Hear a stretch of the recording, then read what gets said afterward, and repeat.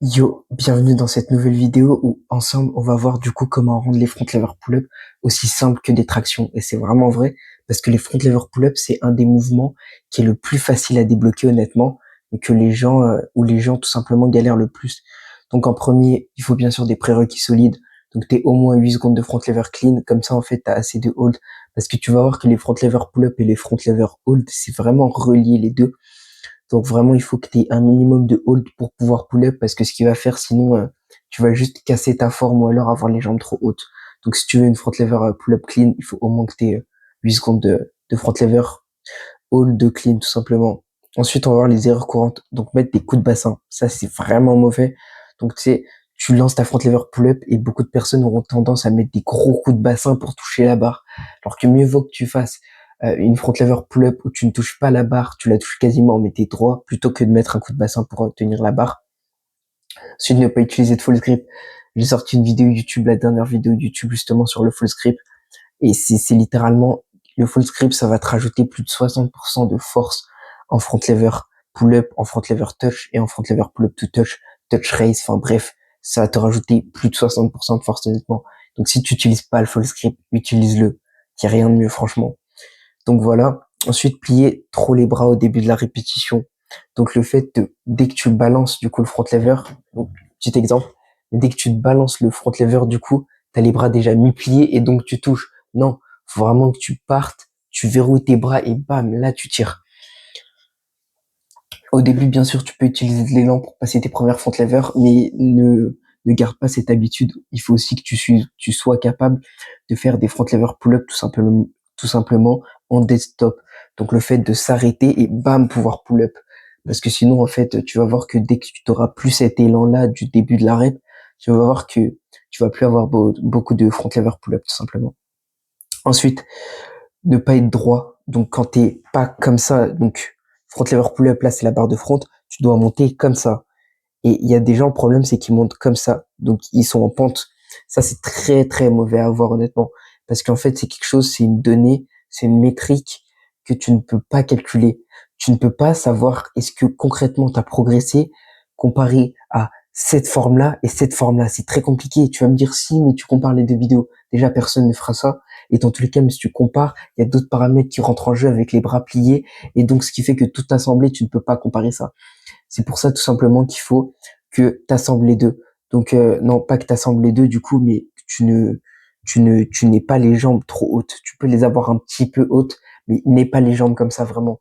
Mieux vaut que tu fasses, par exemple, un set to touch qui est à peu près droit où tu sais, ok, cette forme-là, je pourrais la comparer avec une autre forme, plutôt que tu fasses un 10 to touch, mais t'as les jambes comme ça, et l'autre jour t'as les jambes comme ça, et l'autre jour t'as les jambes comme ça.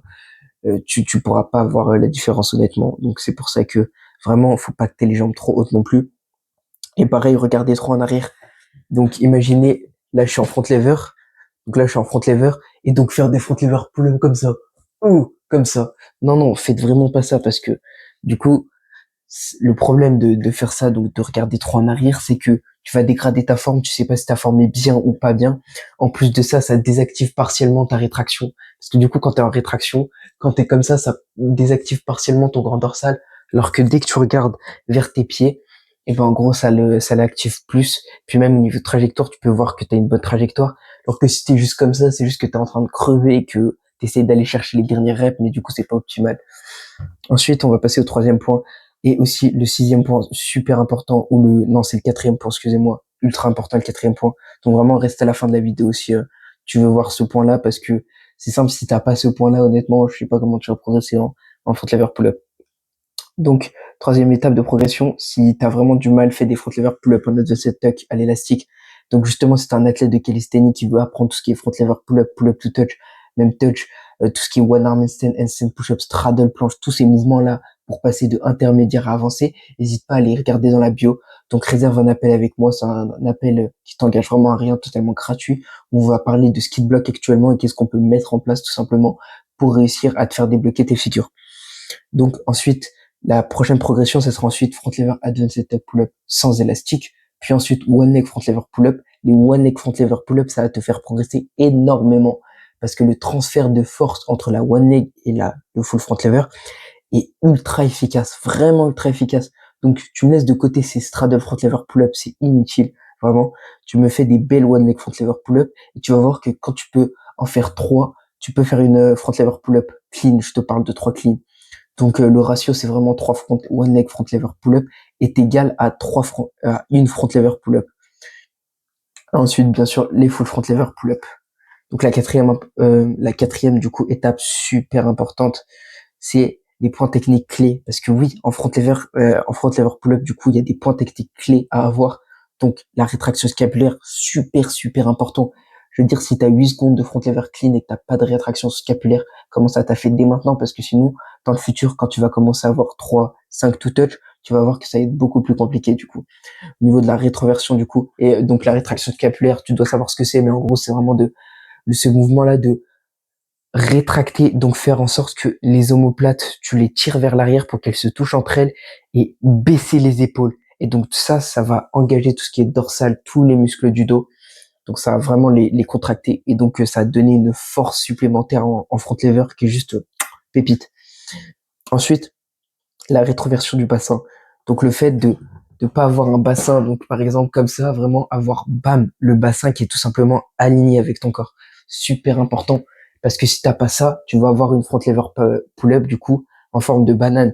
Et alors là, ça va être compliqué à corriger ça. Faut faire beaucoup de renfort, tout ça, donc c'est vraiment pas efficace. Ensuite, le regard vers l'avant. Vers l'avant. Ne regarde pas vers l'arrière, comme je t'ai dit. Regarder vers l'arrière, ça désactive partiellement ton dorsal. Regarde vers l'avant, ça active ton dorsal. Ça fait aussi que tout simplement, tu vois ta trajectoire, tu vois si tu as une bonne forme ou pas. Et aussi, ne pas utiliser de balancier. Donc, comme j'ai dit au début, ne pas balancer comme ça et avoir les bras déjà pliés et hop, pull up parce que c'est un peu trop facile. Donc, c'est pour ça, vraiment, veille à ne pas avoir de balancier au début sur tes premières reps, tes premières front lever pull-up que tu réussis à accomplir. Oui, avoir un balancier, c'est pas un problème. Mais après, il faut vraiment le supprimer. Cinquième point technique. Comment progresser tout simplement en front lever pull-up? Bon, j'ai mis un i, mais l'importance du volume. Front lever pull-up, c'est pour ça que je dis c'est super facile. Parce qu'à partir du moment où tu as les points clés, donc ce que je t'ai énuméré là dans cette vidéo, tu as les points clés, tu as un front lever clean de 8 secondes et tout simplement que tu as les bonnes progressions, donc advanced tuck, one leg. Juste, c'est super simple, mais c'est tellement simple. Tu fais que des one leg pull-up. Tu fais que ça, vraiment. Tu tapes que des advanced tuck pull-up, tu fais des max rep, max rep, max rep. Et ensuite, tu vas pouvoir faire des one leg pull-up. Tu fais que des one leg pull-up, one leg pull-up, one leg pull-up. Et hop, ensuite, tu sais faire des front lever pull-up. Il n'y a rien de plus facile en front lever pull-up. Honnêtement, c'est super facile. Donc c'est pour ça, si tu stagnes actuellement en front lever pull-up, qu'il y a un détail qui cloche, va réserver un appel. Comme ça, je verrai ça tout de suite parce que si après tout ce que je t'ai dit là, tu bloques encore, c'est vraiment qu'il y a un problème plus profond que ça, que je peux pas analyser en vidéo parce que forcément, c'est pas personnalisé à toi. Mais du coup, comme ça, je regarderai ça. Vraiment, c'est super facile le front lever pull-up. T'apprends la bonne technique, tu spams advanced tuck, ensuite one leg, ensuite tu débloques tes front lever pull-up. C'est vraiment faire que du volume, fais que du volume, du volume, du volume. Et ensuite, bien sûr, en sixième, les exercices, super simples. Advanced tuck pull-up pour créer de la force, pour ensuite faire des one leg front lever pull-up. One leg front lever pull-up, vous devez faire que ça dans votre vie, vraiment que ça, que ça, que ça, que ça. One leg front lever pull-up, c'est plus important que les front lever pull-up assistés avec l'élastique. Moi, je suis pas quelqu'un qui est très adepte des élastiques, mais c'est vrai que ça peut aider. Donc, front lever pull-up avec l'élastique en fin de séance, ça peut vraiment être utile pour créer de la force, donc créer du volume. Même si pour créer du volume, la one leg pull-up sera quand même à privilégier. Et donc, pour créer de la force, tout simplement. Et donc, pour la technique aussi, si tu comprends pas des aspects techniques, c'est vrai que la bande élastique peut être vraiment efficace.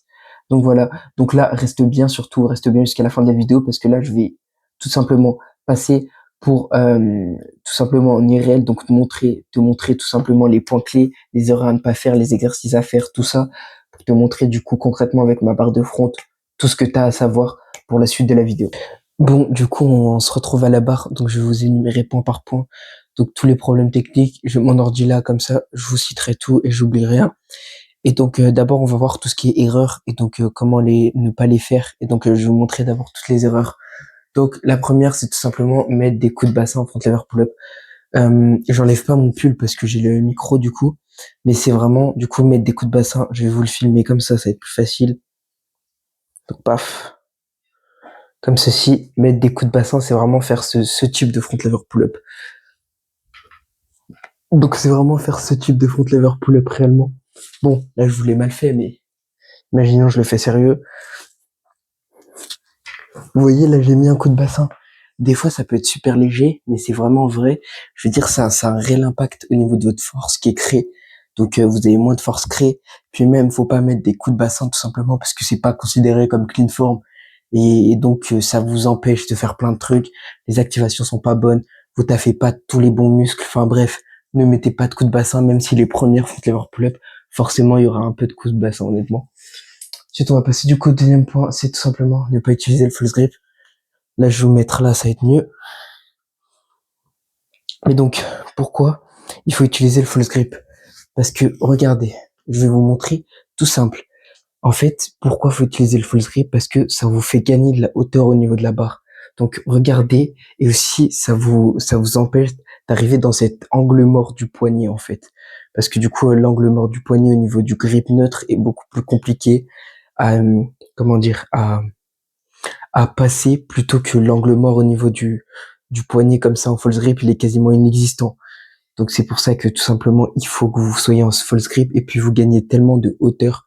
Regardez ma hauteur par exemple ici. Là je suis en position neutre et donc là je vais me mettre en false grip et regardez 2 secondes la quantité de hauteur que j'ai pris. Donc c'est pour ça qu'il faut autant utiliser le false grip parce que si false grip ça reste plus compliqué. Donc par exemple là, pour touch c'est dur. Alors que là, pour touch, c'est super facile. Enfin, je veux dire, dès que vous utilisez le false grip, vous avez honnêtement 60% de force qui est créée. Réellement. Je vous le dis vraiment, vous avez tellement de force qui est créée dès que vous utilisez le false grip. Parce que vous gagnez de la hauteur, vous gagnez aussi au niveau, du coup, angle mort. Vous pouvez passer cet endroit. Parce que essayer de touch comme ça, c'est quasiment impossible. C'est super dur. Il y a des gens qui le font, mais c'est vraiment intentionnel. Alors que touch comme ça, c'est giga facile. Donc c'est pour ça qu'il faut utiliser le false grip. Ensuite, on va passer tout simplement au troisième point. Donc le fait de plier les bras au début de la rep. Donc ça, je vais vous montrer un exemple concret. Je vais vous le montrer en front lever pull-up. Je vais plus vous mettre comme ça vous verrez plus. Donc c'est tout simplement, là je vais pas plier mes bras intentionnellement. Donc vous voyez que c'est beaucoup plus dur. Alors que dès que je plie mes bras, du coup regardez comment c'est plus facile. En sachant que je suis fatigué parce que bon, voilà. Bon, la fatigue commence à se faire ressentir. Mais je vous le montre en one leg, ce sera plus simple. Donc là par exemple, je vais pas plier les bras. C'est facile. Alors que dès que je plie les bras, c'est encore plus facile. Parce qu'il y a encore moins de trajectoire à faire en fait. Plus vous pliez les bras, moins vous avez de trajectoire à faire, plus vous pouvez utiliser le balancier. Et le plus dur encore, c'est vraiment de partir en dead stop. Donc là, je sais pas si je vais toucher la barre honnêtement, parce que bon, je fais que spam depuis tout à l'heure, mais faut partir en dead stop et réussir à toucher la barre. Là, je touche pas parce que vraiment je suis KO. Mais en tout cas, voilà, c'est le fait tout simplement de toucher la barre. Ensuite, on va voir l'autre point. Donc, il en reste encore 2. Donc, le fait de ne pas être droit. Donc ça, concrètement, c'est, par exemple, faire une one leg pull-up comme ceci. Donc là, je vais faire une one leg pull-up droit. Je vais faire une one leg pull-up ensuite pas droit. Donc là, je suis droit. Et là, bam, je vais pas être droit, regardez. Vous voyez la différence? La différence, c'est que la force, vous avez utilisé beaucoup moins de force, tout simplement, pour monter comme ceci. Donc, quand vous êtes pas droit, vous utilisez tellement moins de force. En plus de ça, au niveau du hold, c'est plus facile. C'est un peu logique, mais dès que vous êtes à l'horizontale, bah, c'est plus dur de tenir que si vous êtes, on va dire, en pente. Donc, c'est pour ça que il faut éviter de faire cette erreur parce que déjà c'est pas considéré comme valide et puis en plus de ça c'est beaucoup plus facile qu'une vraie front lever pull-up et puis comme je vous ai dit les métriques, les variables pour mesurer, bah, c'est beaucoup plus compliqué. Ensuite on va voir le dernier point tout simplement, c'est de regarder trop en arrière. Le risque quand vous regardez trop en arrière, c'est tout simplement de faire ce type de pull-up. Donc vous voyez ou pas? En fait, la forme, elle est dégueulasse parce que quand vous regardez en arrière, vous pouvez pas voir concrètement vous avez quoi comme forme. Est-ce que vous avez les bonnes activations? Alors que si vous regardez en avant, et ben là, on peut bien identifier. Donc là, je regarde en avant, je vois concrètement ce qui va pas. C'est pour ça que c'est super important de regarder tout simplement devant, déjà pour la contraction du dorsaux et puis pour voir si on a une bonne forme ou pas. Ensuite, on va voir les prochaines étapes. Donc toutes les étapes, que ce soit advanced tuck, one leg, full. Bon, full, c'est compliqué. Mais en tout cas, vous voyez très bien ce que c'est. Donc, je vais essayer de vous en faire une. Oh, je commence à être trop KO. Mais dans tous les cas, donc vous avez one leg ensuite. Vous avez advanced tuck.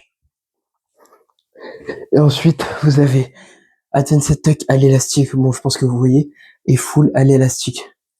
Donc, tout simplement, toutes ces étapes-là, faut que vous les respectiez parce qu'il faut pas griller les étapes. Parce que vous aurez pas assez de force tout simplement pour tirer si vous grillez une étape. Donc voilà, et ensuite, tout simplement les exos complémentaires. Donc comme je viens de vous faire là, tout ce qui est one leg front lever pull-up, advanced tuck front lever pull-up, euh, full front lever pull-up à l'élastique. Je vais vous montrer ça tout de suite. Donc on met bien l'élastique autour des fesses. Donc comme ceci. On ne met pas sous le dos parce que ça désactive les lombaires et vous ne pourrez pas tenir le front lever. On ne met pas sur les pieds, on le met sous tout simplement les fesses. Donc bam, on l'entoure à peu près à la hauteur qu'on veut. Faut pas non plus qu'on puisse spammer les front lever pull-up. Et donc hop, vous venez en bas, verrouillez les bras et bam, pull-up. Donc tout simplement comme ça. Et en advanced tuck, c'est pareil. Donc vous venez mettre un peu moins de résistance quand même. Vous mettez un peu moins de résistance et vous venez pull-up. Donc voilà. Donc j'ai parlé de tout, tous les points techniques. Donc c'est tout simple. Vous avez vu tous les exercices à faire. Ensuite c'est juste augmenter un max de volume, de volume, de volume. Donc voilà. En tout cas, je sais pas si je veux mettre le programme du coup, un programme front lever pull-up. Mais dans tous les cas, ce qu'il faut retenir vraiment, c'est que ton programme front lever pull-up doit ressembler à quoi? Au début, tu fais 2 sets, on va dire, où tu testes des max, des front lever pull-up en full. Ensuite, tu fais beaucoup de sets, donc peut-être 3 à 5 sets de one leg front lever pull-up pour vraiment te tuer. Donc à chaque fois, tu alternes les jambes pour pas avoir de déséquilibre. Et ensuite, tu fais quoi? Tu fais tout ce qui est, soit tu fais front lever pull-up à l'élastique, soit tu fais advanced tuck front lever pull-up. Donc tu fais ça tout simplement. Et front lever pull-up à l'élastique, c'est vrai que c'est pas mal. Donc mets-le en fin de séance. Et donc voilà, concrètement, ça doit ressembler à ça ta séance. Et donc les advanced tuck front lever pull-up, tu peux en mettre 4 à 5 sets aussi. Le but étant de créer un maximum, vraiment un maximum de volume. Et au niveau des front lever pull-up à l'élastique, tu peux faire à peu près aussi 2 à 3 sets. Faut vraiment créer du volume, créer de la force. Dès que tu as la bonne technique, ensuite c'est juste faire le mouvement, faire le mouvement, faire le mouvement pour créer de la force. Allez, en tout cas, si tu es un athlète vraiment qui veut de passer de intermédiaire à avancé, donc arrêter d'avoir juste un handstand, juste un front lever, tout ça, tu veux débloquer des front lever pull-up, des front lever touch, des front lever pull-up to touch, 3 to touch, 5 to touch, même handstand push-up, one arm handstand, straddle planche, tout ça, vraiment, va réserver ton appel dans la bio. On parlera de ce qui bloque actuellement et comment mettre en place les bonnes choses pour tout simplement que tu exploses tes objectifs et que tu atteignes tes objectifs en 90 jours. Allez, ciao!